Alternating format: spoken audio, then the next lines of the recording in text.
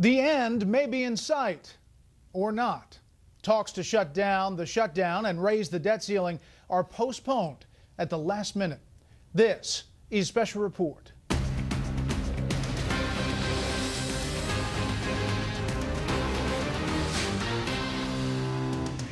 Good evening, I'm Brett Baer. 2 weeks into the partial government shutdown and just days ahead of a debt ceiling crunch, the momentum seemed to be increasing towards some type of a deal. Bitter rhetoric that included comparisons to kidnappers and terrorists had given way to talk of good faith negotiations among good friends. The latest high-level talks were supposed to take place late this afternoon, but something happened. Chief White House correspondent Ed Henry is here with an update. Good evening, Ed. Good evening, Brett. That's right. The president called leaders from both parties over here at 3 p.m. this afternoon, but that got pushed back indefinitely because Senate leaders told him they were making so much progress. They wanted to keep pushing forward. And in fact, Senate leaders finally do have at least the outline of a deal, but whether it can get through the House is still the big question.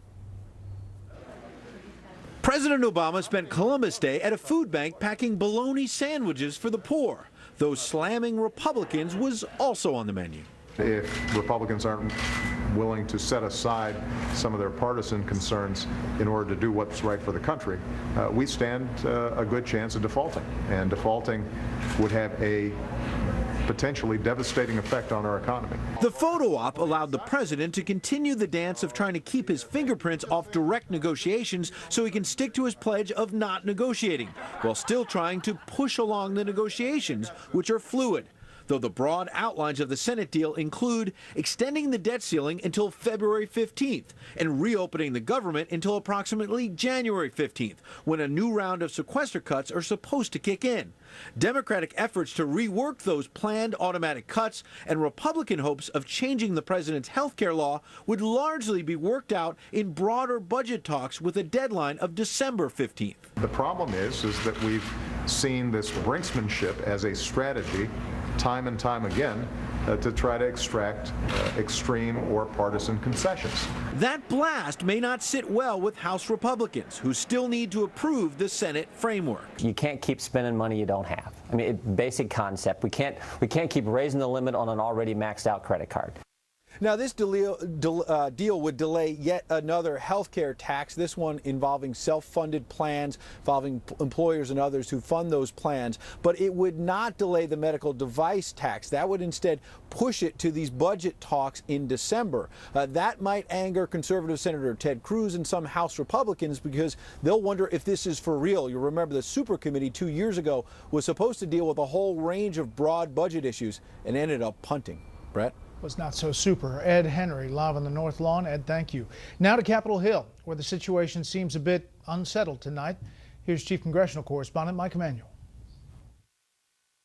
The bipartisan leaders of the Senate said their conversations in recent days were heading for success in the final hours.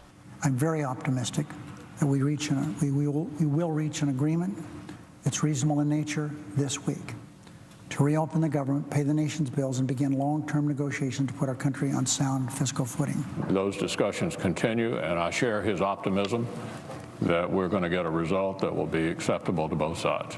Reid's goal was a longer-term debt ceiling agreement with a shorter-term government funding bill so his side could fight the sequester cuts. McConnell's side favored a longer-term government funding package with a shorter borrowing extension so the GOP could argue for doing something about debt. This would be the 6th time in just 5 years that the president wants a debt ceiling increase, and the amount they want is $1 million a minute for the next year, way beyond the 2014 elections, $1 million a minute unchecked.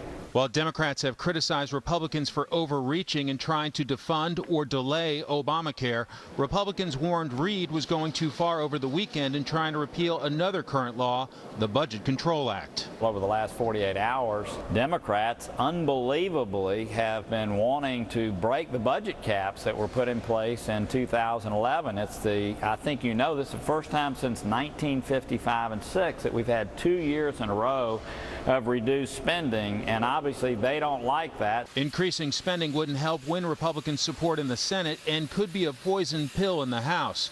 But senators who've worked on trying to find a bipartisan deal sound upbeat. We're going to get this done. I feel very confident that they have an outline of what they want. I think it's just putting the dates and the times and things of that sort making sure it works for everybody procedurally.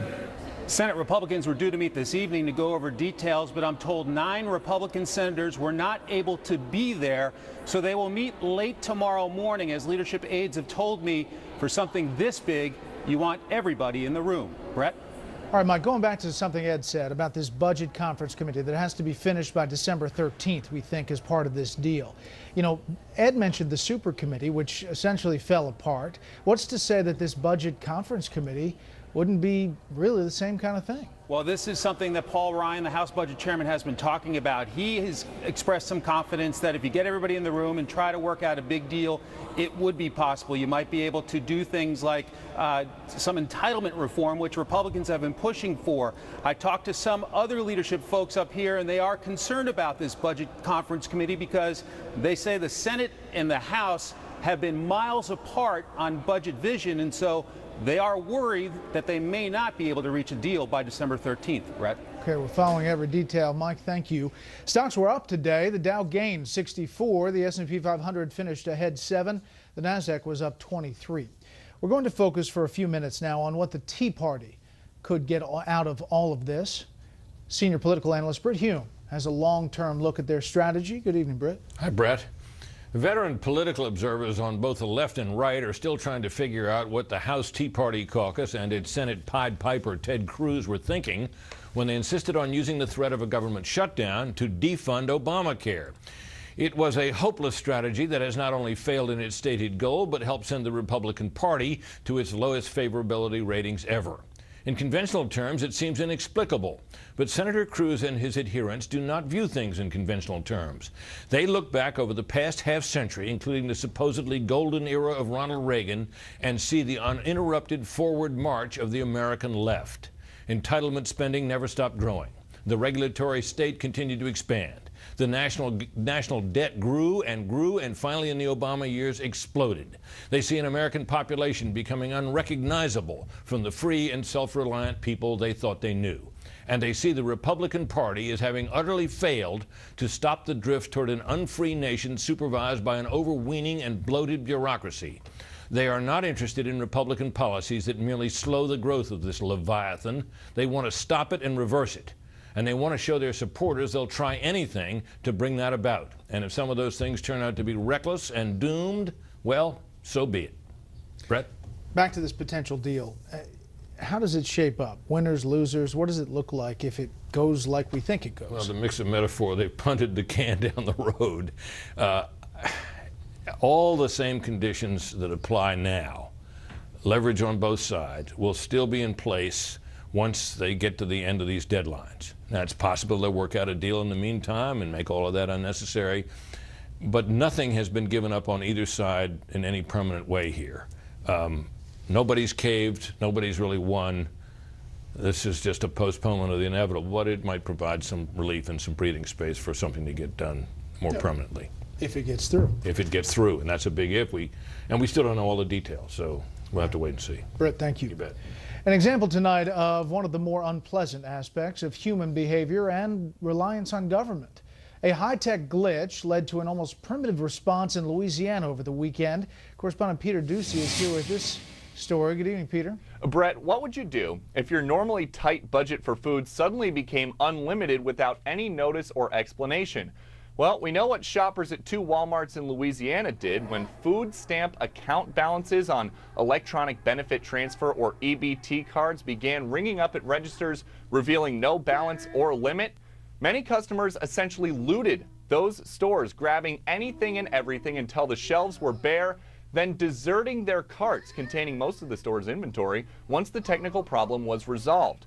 Local police were called in for crowd control. Walmart says all the food left in those carts that no longer met their high standards of quality was thrown out, but that they allowed the frantic shopping spree to continue during the EBT outage to make sure customers could purchase the essentials for their families. As many as 24 million people in 17 states experienced problems with their electronic food stamp cards over the weekend. However, in most places, customers had the opposite problem. They couldn't buy anything. They actually got all the way up to the counter, and they weren't able to pay for the food because the food stamp machine, well, they wouldn't take the card. This all started when Xerox, the company that runs many EBT servers, performed a routine test of their backup systems and something went wrong. Xerox says, "We realize that access to these benefits is important to families in the states we serve. We continue to investigate the cause of the issue so we can take steps to ensure a similar interruption does not reoccur." Anyone looking online for new information from the government about food stamps is out of luck right now, since the official Supplemental Nutritional Assistance Program site is not available during the government shutdown. Brett? That's quite a story. Peter, thank you. Well, what would you have done if you'd been in that store? Let me know on Twitter. You can follow me at Brett Baer. Up next, even Democrats are calling for heads to roll over the Obamacare healthcare exchanges rollout, but first, here's what some of our Fox affiliates across the country are covering tonight. KTVU in San Francisco with the happy ending to a 72-year-old hunter's 19-day ordeal lost in the wilderness. He survived by actually eating squirrels and other animals he shot with his rifle. Fox 5 in Atlanta with an emotional triple wedding. 3 sisters getting married so their dying mother could see it hours before she passed away. And this is a live look at Austin, Texas from our Fox affiliate KTBC. The big story there tonight, flash flooding from as much as a foot of rain that fell over the weekend. That's tonight's live look outside the Beltway from Special Report. We'll be right back.